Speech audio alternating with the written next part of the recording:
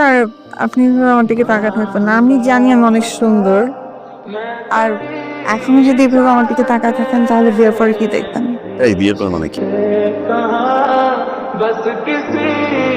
বিয়ের পর মানে কি? স্যার সবসময় এরকম করলে ভালো লাগে না। আজকে আমার এমনিতে অনেক মন খারাপ। তোমার মন খারাপ, আমি কি করবো?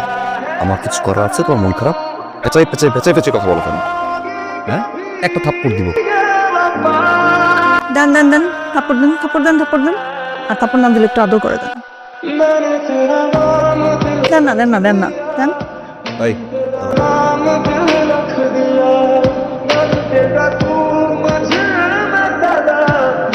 ধরো, কাম ধরো, এক পায়ে ধরো।